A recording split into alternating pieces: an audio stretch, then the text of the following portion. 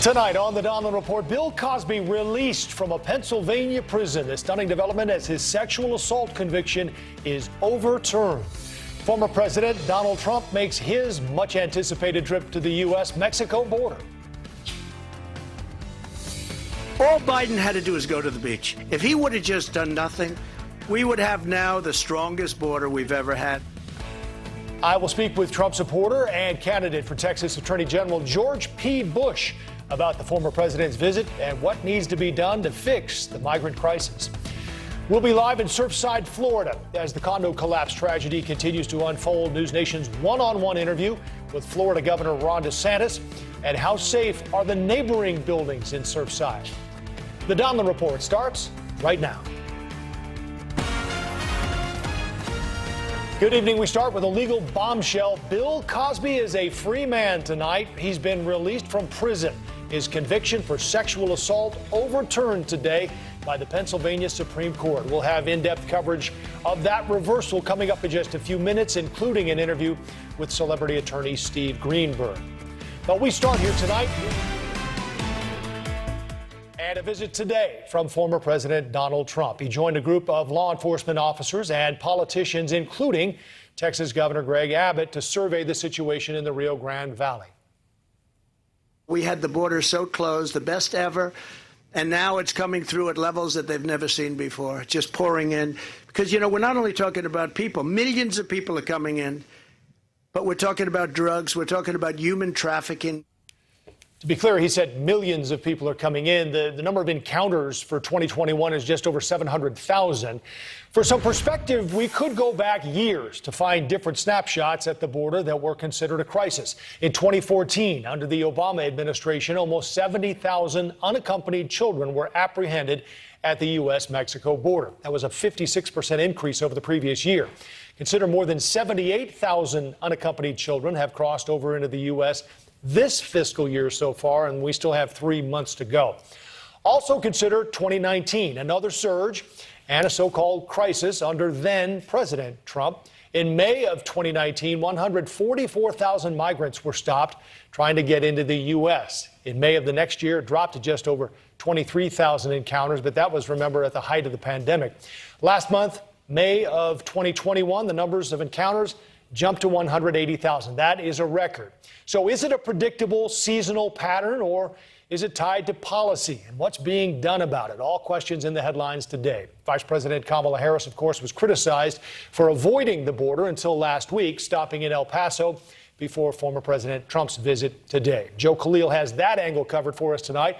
But we start with Marky Martin and some dramatic video that shows just how perilous this journey is for migrants crossing illegally. Marky? Yeah, Joe, Border Patrol agents have been warning all year of the perils they face, especially as it's getting hotter here. But now they're honing in on a very real crossing, and that's water crossings. Take a look at this video. This was posted just yesterday to Twitter. This was out of the Rio Grande Valley. What you're watching here is from the helicopter point of view. You see this Border Patrol agent jump in, trying to rescue this unaccompanied boy, this child who's really struggling to stay afloat. Eventually, they're pulled to shore because of the rope tied around that agent's waist. But I'll tell you, it's not just Texas. Let's go to California now, where a Border Patrol agent there just performed a swift water demonstration just to really show how deceiving this water can be sometimes. Take a look at this. I couldn't imagine doing it at night, and especially not knowing the distance across the canal. I wasn't going in the direction that I wanted to, and then when I got into the middle of the canal, that's when the main current hit me. And that's probably the 18-mile-an-hour current they're talking about, and it felt like it. It was scary. Yeah, Chief Bavino says just in the past few months, 7 migrants have died in that canal alone. But they're not just warning about it this year or this summer. These warnings for water crossings have been taking place for years. Take a look at this video. I will warn you first, it's hard to listen to and it's hard to watch. This is from 2019.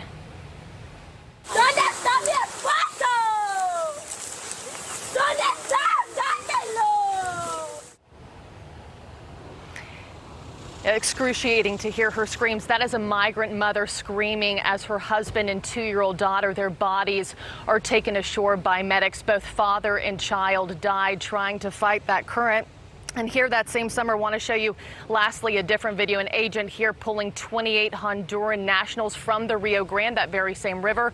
14 of those, Joe, were children. And lastly, according to the latest data from Border Patrol, all this year through May, more than 200 bodies have been found along the southern border, and about 7,000 rescues of all different kinds have been made. Joe. Marky, thank you very much for the report tonight. We want to pivot now to the former president's trip to the border today. And joining me for more on that, someone on the ground in Texas, George P. Bush, Texas Land Commissioner and also candidate for Texas Attorney General.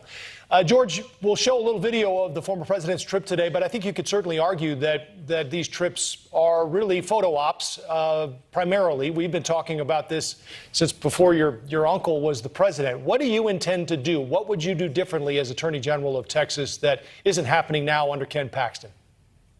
Well, I would have filed suit a long time ago under the Impoundment Control Act of 1974 that would compel the U.S. Congress and this president to spend unspent funds that were duly appropriated by Congress. People forget that late last year, about $1.5 billion was appropriated for the wall in the last budget reconciliation act before Trump left office. And so I've had a chance to travel to the border many times and have seen unconstructed areas of the wall.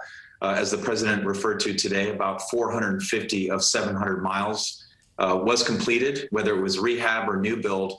But there's a lot of unfenced areas and highly trafficked areas that would go a long way. So what isn't happening? What isn't happening now? Because I know Governor Abbott is talking about building his own fence down there.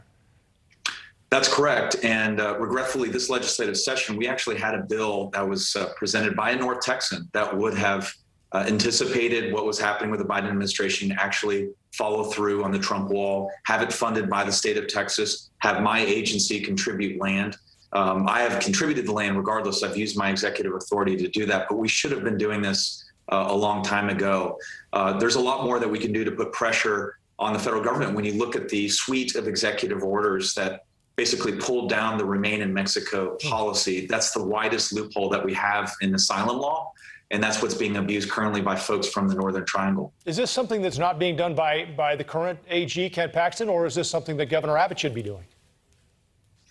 Well, I think it takes all of us. It takes congressional act. It takes a little bit more bipartisan leadership from folks on the other side. Henry Cuellar, a Democrat in Laredo who's on the border, has been begging for the vice president and the president to come down to the border, and they're not listening. But he is with us on this idea to not only construct physical wall, but virtual wall, and go back to the policy that closes the loopholes that is sending the wrong signals down to the Northern Triangle countries. The Guatemalan president himself said when Kamala Harris visited that the reason why his countrymen are leaving and going to the States is because the message from Biden was clear that they are welcome, even though they are not legally welcome, that there is a process. And the vice president said, don't come, as we all know. But I guess it's going to take a while for that message and for these core issues to take hold in the Northern Triangle countries. But your uncle, I want to just touch on for a minute here, recently was quoted as saying, we need to tone down the harsh rhetoric, set a tone that is more respectful of immigrants, and lead to more reform. Do you agree with the former president? Well, as a land commissioner and visiting with constituents here in Texas, the focus is on security. That's step one. We can't have a discussion on any kind of legalization of folks until we have security. And President Trump led on that during his administration, had several proposals on the table that the Democrats didn't agree with. And the Democrats like this issue. They like the insecurity. They can gain voters from the process, and it's good politics for them. Meanwhile, it's border communities that are paying the bill. Our law enforcement are stretched thin. In fact, many county sheriffs that were in today's roundtable with the president are from even North Texas, because we've seen a spike in homicides and human trafficking and fentanyl trade, which is devastating to a lot of our communities. You've embraced the former president, and he talked today, I'm guessing you heard this, about a possible endorsement in your race. Let's listen to that, and we'll talk on the other end of it. I'll tell you what, good luck, Ken. And I know you have a little race coming up, huh? Yeah, I know. And I'll be making an endorsement of somebody in the very near future. Well, what do you think? Does Ken Paxton get it, or do you? Well, I think in my communications with the president, we've gotten along so well. We agree on so much. We feel like Bernie Sanders is probably the happiest person right now in Washington, D.C., and that's a scary thought. Regardless of which direction he goes, I'm going to reach out to his supporters in Texas. I'm going to reach out to Republicans far and wide, run a grassroots campaign, earn support like I did from the National Border Patrol Council, the exclusive union that represents the 18,000 men and women that wear the uniform, and take on those terrible, frightful scenes that you showed earlier in your reporting. So I'm excited about this campaign. We'll be talking about how we restore integrity and honesty to an important law enforcement position in our state. So a lot of people, George, were surprised by your embracing of former President Trump, considering the family history. He steamrolled your dad in the 2016 primary, and I know you've talked and been asked about it a lot, verbally as well, just as votes. But there were a couple of tweets we wanted to show you that were aimed at your dad, who, of course, President Trump called him low-energy Jeb. But in one tweet, he said, Jeb Bush has embarrassed himself and his family with his incompetent campaign for president. And then the last thing our country needs is another Bush. The obvious question here is, are you turning your back on your family after all that he's said about it? Not at all. Politics is a contact sport. In fact, there was probably some incoming going the other direction that people forget. But, after bloody primaries, as a Republican throughout my life, I always encourage unity and coming together. I've said, and people thought it was hyperbole in the last election cycle, but it's come out to be true that with Joe Biden in the White House, that we are confronting socialism. And with $10 trillion in additional spending, open borders, and now a defund the police movement and woke movement that many of us in Texas would never thought we'd see in less than 200 days has reached our shores. And so this is more important than some mean tweets. Do you need Trump? Can you win without him?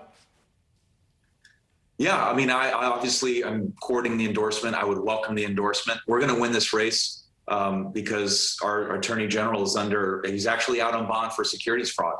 And if he's indicted in a federal court, he will be physically unable to run a campaign. But I'll allow law enforcement to deal with that. I'm going to do what I've set out to do to improve this important agency because Texans deserve better. Well, it's very interesting, this primary. I know a former Supreme Court justice also has entered the Republican side as well. So it's a statewide race we'll certainly be watching in Texas. George P. Bush, it's great to chat with you. Thank you for your time. Good to be with you. Bill Cosby released from prison, his sex charges overturned. The stunning news from Pennsylvania today. We'll speak with R. Kelly's lawyer on that subject just ahead. And we're live on the ground in Surfside, Florida. How safe are the neighboring buildings there? Our one-on-one with Florida Governor Ron DeSantis. And in New York City, every vote counts. Well, except for 135,000 of them in the mayoral election. What happened with this hitch? Tell you about that. And don't forget, you can follow us on social media at the Donlon Report on Twitter.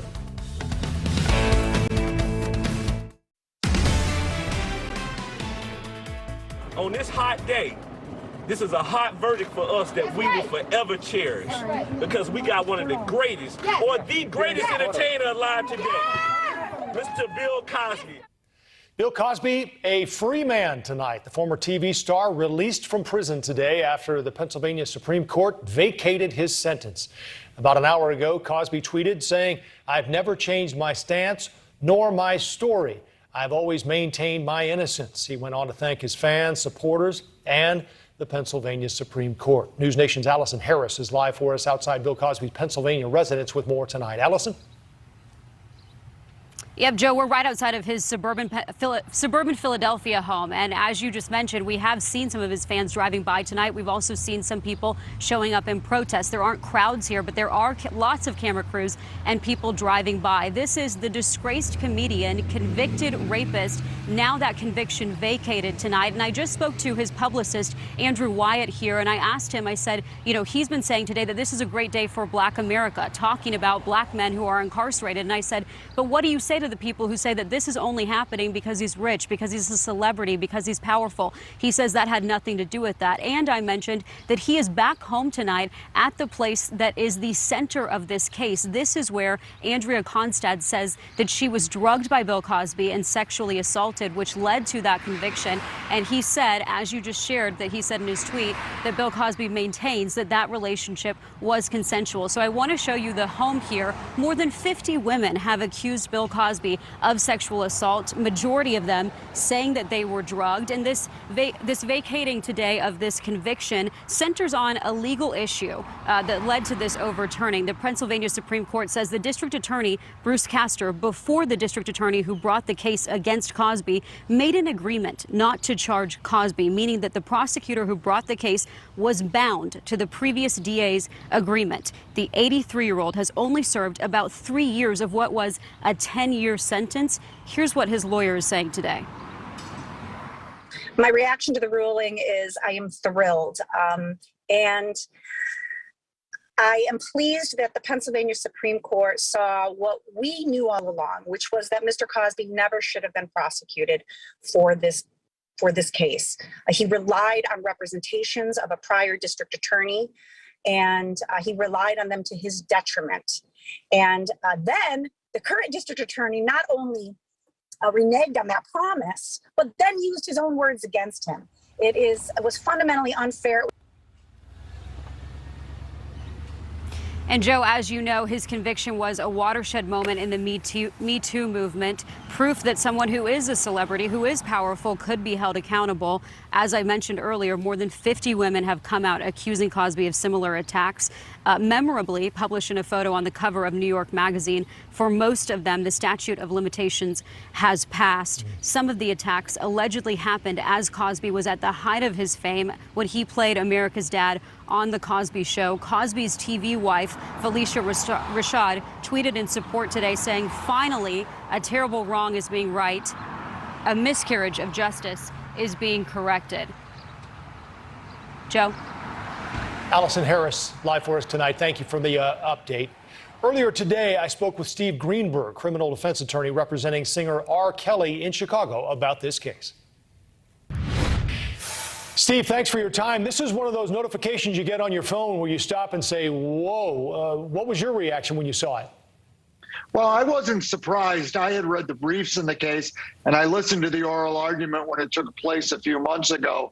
The judges were clearly skeptical. Look, this is a situation where Bill Cosby, in my opinion, didn't get a fair trial two ways. One, he never should have been tried because he had an agreement with the prosecutor that he would not be prosecuted for these acts. An agreement with the prosecutor is like any other contract, and a prosecutor should follow the contract.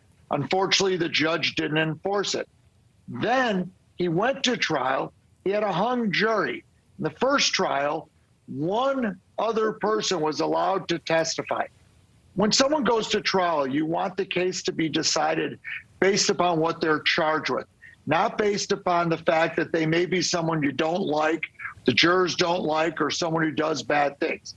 Well, the judge looked at the fact that the jury hung and couldn't reach a decision and changed his mind and said, you know what, when you go to trial again, I'm going to let in a bunch of these other people. I'm going to let them really, paint a bad picture of you, Mr. Cosby, so the jurors hate you as much as I hate you.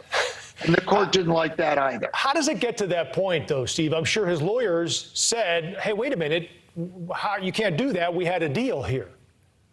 Sure, they said that, and the judge initially found with the deal, well, the deal wasn't enforceable. Look, if his attorneys had never made the objection, the issue wouldn't have arisen later.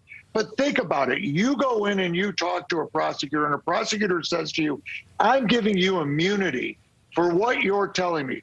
Or you go do this and I'm giving you immunity. You go wear a wire on somebody and I'm not going to prosecute you. And then they turn around and prosecute you. The whole system would crumble if all of the prosecutors went back on their word like they did in Pennsylvania. You say you saw this coming because obviously you're following the case, but how did everyone else miss this? It seemed to be such a surprise to so many people. Well, everybody wants to see people convicted for the same reason the jurors wanted to convict them, because they painted such a bad picture of Bill Cosby. I know the lawyer who did this appeal, Ms. Bonjean. She's a wonderful lawyer. We've got a couple of cases we're working together on. And when I read the materials, I said, how can somebody do this? They had a deal. And how can somebody let in all this other stuff? I'll tell you, I predict the same thing's going to happen with Harvey Weinstein. Well, yeah, we were going to ask you about that. Yeah, okay, we'll follow that as well because it was something we wondered about. What happens now, Steve? Essentially, it's as if he's never been convicted, right? Well, that's right, because he had an agreement for immunity. So he's going to walk out of that jail today. I read where the prosecutors say they're going to make a decision whether to retry him, but I don't know how they can ever retry him on these particular charges.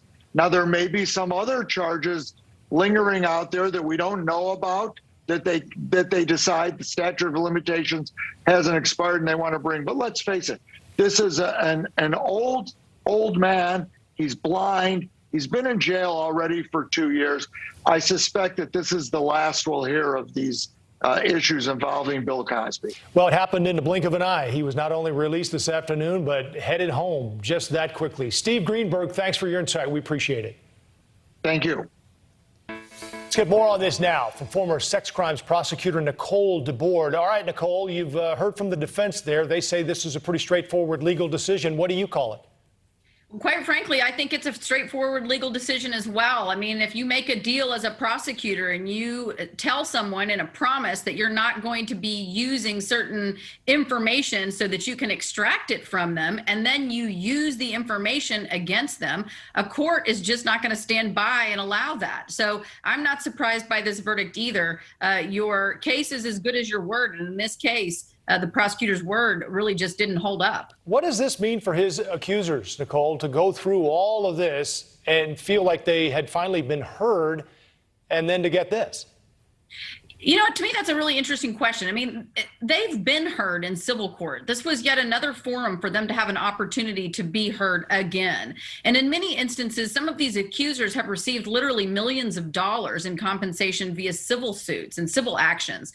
So their cases have been heard. They've had an opportunity to tell their story. And now an appellate court has reviewed the way that the courts handled it and has rejected it.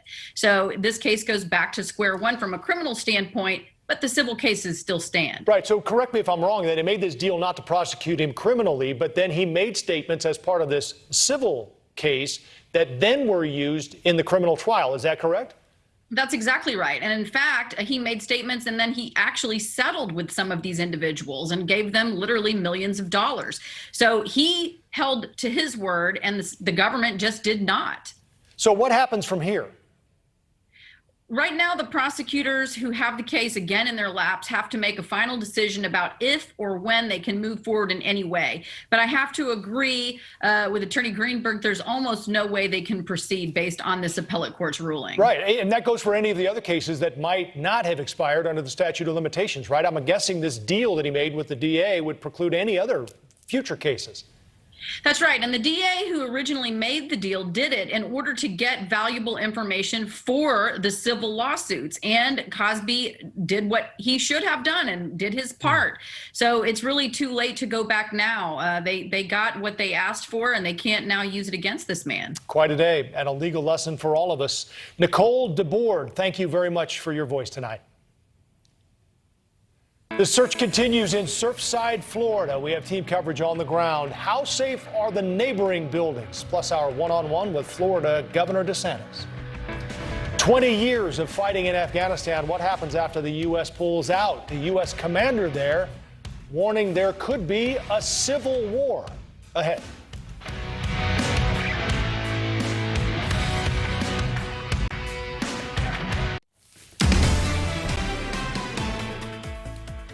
Search and rescue teams have been digging through the rubble in Surfside, Florida for nearly a week straight now. Authorities have confirmed an additional 6 deaths today.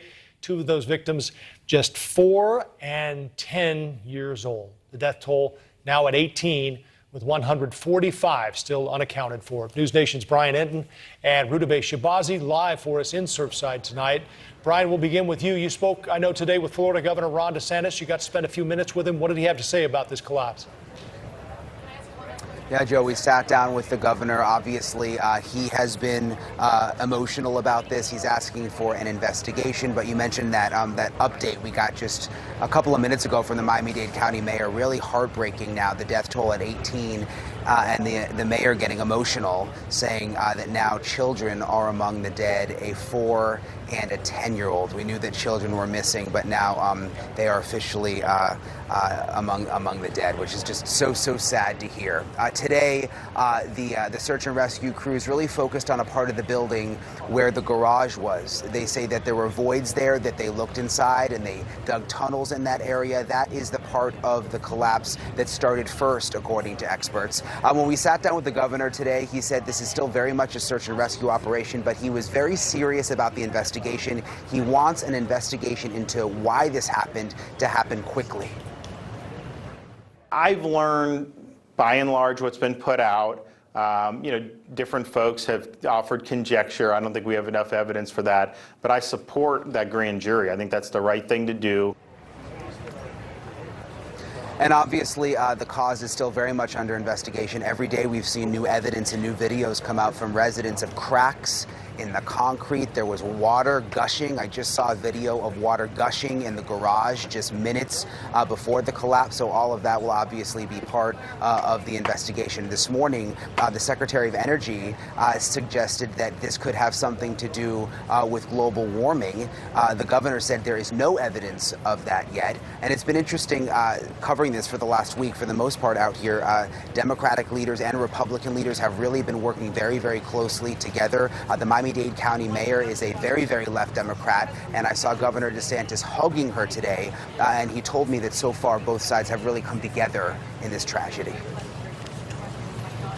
Brian, thank you very much for the update. It sounds like they're making progress on that pile, which means they're getting deeper, but unfortunately finding more of what we all fear. Brian, thanks again. We want to turn now to our Rudabeh Shabazi, who spent the day talking with residents at Champlain Towers North. That's the sister building of the one that collapsed last week. Rudabeh, what are you hearing from those folks? Are they all trying to sell now, or what's their plan? You know, it's actually a mixed bag, Joe. I spoke with people on both sides. You can see that sister tower over my shoulder there. And of course, there's a lot of concern. You can understand why. Built around the same time, same engineers, same contractors, same material. But they say that as far as they know, the building has been really good about keeping up with the maintenance, because that's really what it's starting to boil down to. How has the board of the association been keeping up with the maintenance, been keeping up with repairs?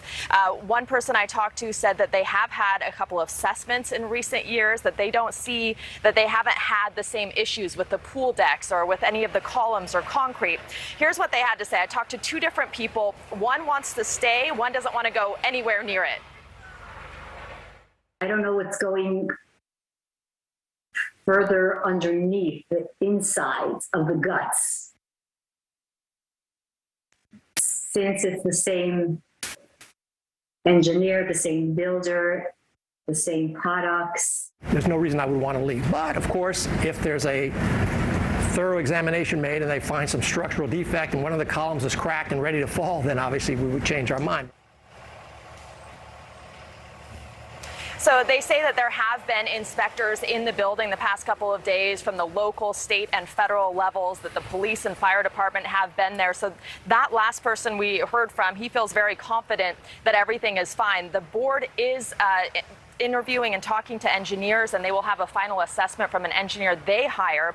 So he says that they haven't been very communicative with him, with the owners of the condos and the people living there, but he says he understands why. They want a definitive answer. They want that official report, but he says until he sees anything to the contrary, he feels totally safe being there.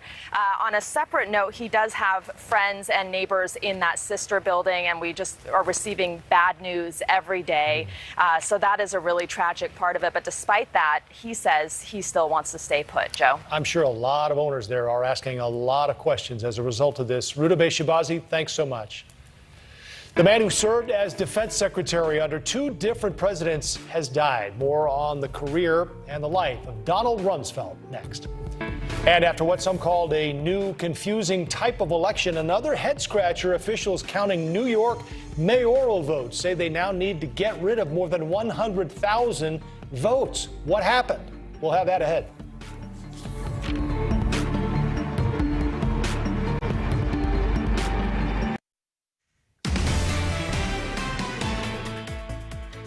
Donald Rumsfeld has died, the man who served two presidents as defense secretary during both the Cold War and in the aftermath of 9/11. Cancer was the cause. Rumsfeld, first a congressman and White House chief of staff, served Gerald Ford and George W. Bush as head of the Pentagon. In responding to 9/11, Rumsfeld developed a strategy focused on air power, technology, and smaller, faster-moving ground forces. It became known as the Rumsfeld Doctrine. He, along with then Vice President Dick Cheney, became an advocate for the war in Iraq, something which he continued to support years later in a 2011 memoir. President Bush eventually removed Rumsfeld as defense secretary in 2006 as insurgencies in both Iraq and Afghanistan killed and injured thousands of U.S. troops. In a statement, the former president described Rumsfeld as a man of intelligence, integrity, who never flinched from responsibility. Rumsfeld died at his home with family in Taos, New Mexico. He was 88 years old. 20 years after Rumsfeld's invasion of Afghanistan, the U.S. plans its exit.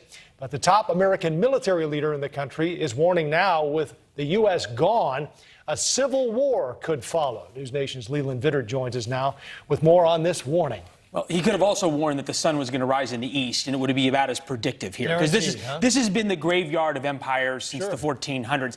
This is the key map to look at. Right now, we're going to show you what the Taliban controlled just in April.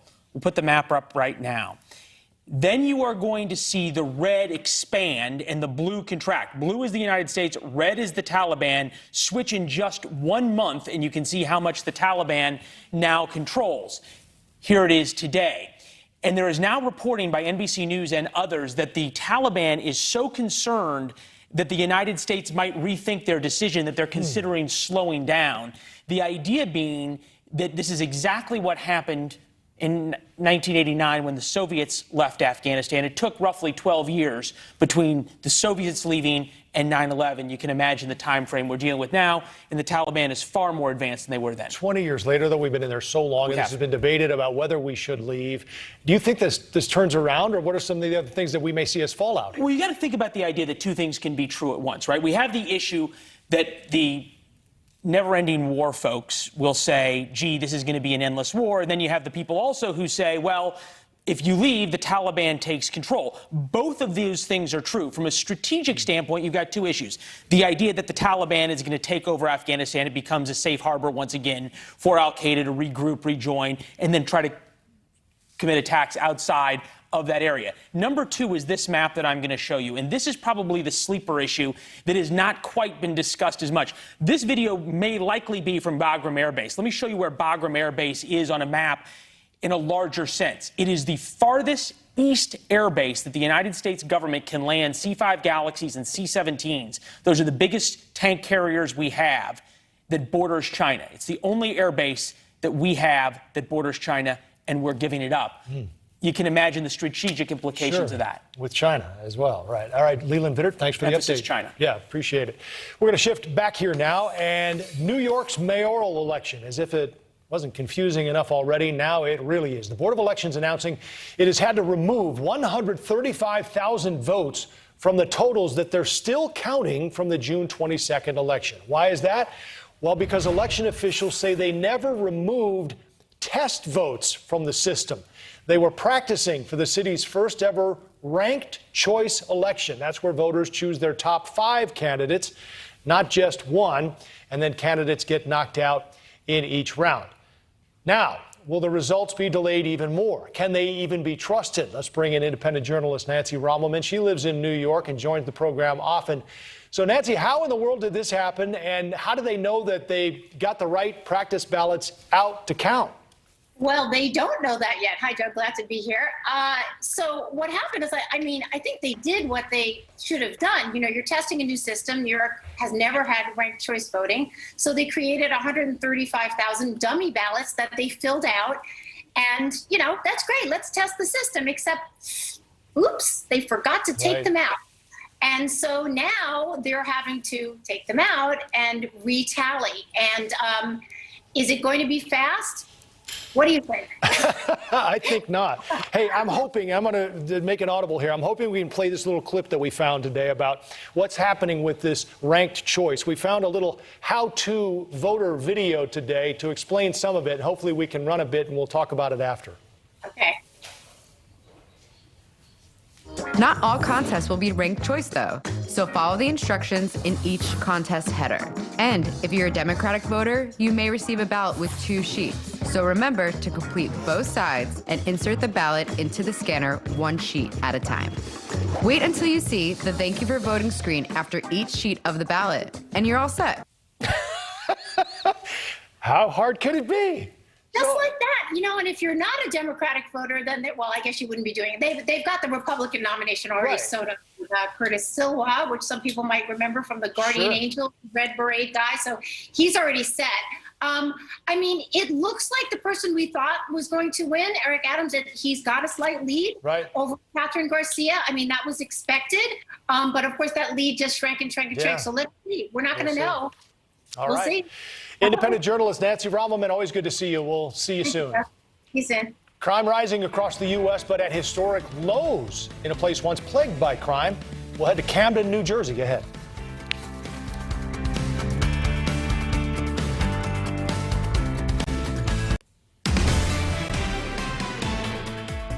We've heard a lot on this broadcast and elsewhere about rising crime in America. How about a different story tonight? Camden, New Jersey. Total crimes in the city down 81% between 1991 and 2020, and what has been overall a consistent decline. And the overall crime rate in Camden is at its lowest in 5 decades, some crediting community policing for the drop. Captain Vivian Coley of the Camden County Police Department is one of them. She's the first African-American captain in the department's history, and she joins us now. Captain, we'll get to Camden in a minute, but why do you think we're seeing this spike in so many other cities around the country? I believe, thanks for having me on first and foremost. I believe it's because we are allowing the community to lead discussions. There are several different initiatives that I have been tasked with starting. I believe that's the reason why crime rate is lower than it has been. In Camden, you're talking about? Yes, sir. Why do you think it's been so high in other cities around the country? In other words, what's happening there that isn't happening elsewhere? We are actually attempting to become one with the community. You can't arrest your way out of any situation. We are listening to the community and letting them lead discussions of what the needs are in their neighborhoods. How does that work on the streets, Captain? You literally just go house to house, neighborhood to neighborhood, and talk with folks? Yes, sir. Officers are now getting out of their cars, engaging the residents in our city. I have been running several programs where the community has volunteered to come out to help us with the challenges in each neighborhood. Events. Right. You guys were at the forefront of this defund the police thing. You disbanded the department in 2012 and then rebuilt it from the ground up. What is it that you think would keep other cities from doing what you've been able to do there? Are there any challenges that might? I'm not exactly sure. I'm a resident of the city. I've been here all of my life. My family is here. So I just pay attention to what's actually happening in our city. And a lot of people, our cities, calling you to try to figure out what you're doing right? Yes, they are. We've had folks from as far as Iceland come over for a tour of our department. Well, congratulations. It's great to hear those success stories around the country. Captain Vivian Coley of the Camden County Police Department in New Jersey, we appreciate your time. Take care. Thank you. The story behind one summer camp here in Illinois not requiring masks indoors. Now 80 kids tested positive for COVID. Do the rules need to change?